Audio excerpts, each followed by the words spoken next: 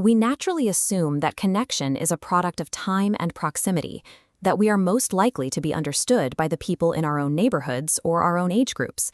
This assumption relies on what sociologists call givens. These are the unquestioned cultural norms and baseline assumptions, represented here by a typical New England street, that make standard social interactions predictable and easy. These shared assumptions create a horizontal plane. It is a broad, flat network where outward signs and cultural signals translate easily, allowing people to cluster and connect based on broad identifying labels. Cognitive growth requires the friction of paradigm-shifting events, experiences that force the mind to reorganize its understanding of reality. This radical reorganization creates a vertical leap. As a person gains depth, the upward momentum severs the horizontal links they shared with their original cluster. The tragedy of a pluralistic world is that while our inner architecture reorganizes, our outward appearance remains unchanged.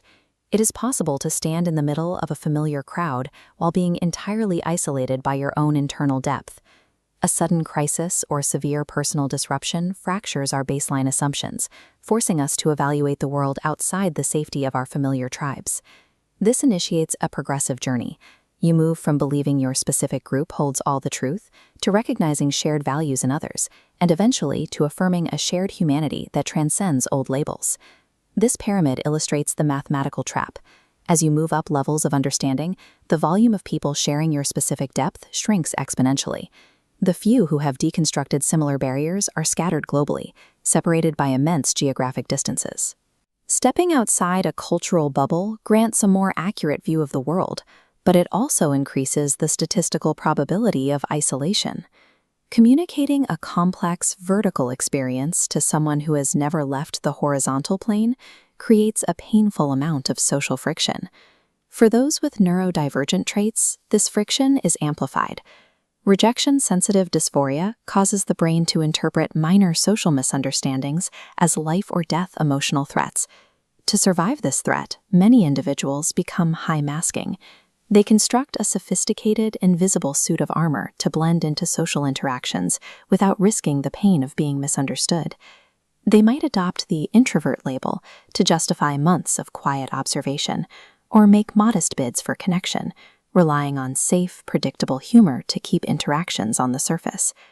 Many embrace intense perfectionism and competence by over-preparing for every scenario. This allows them to eliminate the risk of public humiliation before it can ever manifest. This creates an exhausting paradox. To survive on the horizontal plane, a person with great depth must spend their energy pretending they never left it. Millions of people are currently sharing their deepest, unmasked thoughts with AI chatbots instead of their own friends or family. The AI acts as a non-judgmental listener, providing a safe space where the fear of social rejection is entirely removed. While these interactions can be comforting, a calibrated response from a language model cannot replace the primal need to be seen and understood by another living human being. However, by scanning the data from these unmasked conversations, an AI-mediated coordination mechanism can identify the specific patterns of our internal experiences. It can see the vertical coordinate hidden beneath our social armor. This mechanism uses that data to solve the mathematical trap of isolation. It possesses computational power to search the global haystack and draw a direct line between two people with identical vertical matches. Databases already exist that contain the unmasked thoughts of millions, providing evidence that your specific experience is not unique. The data proves that your exact peer is already out there.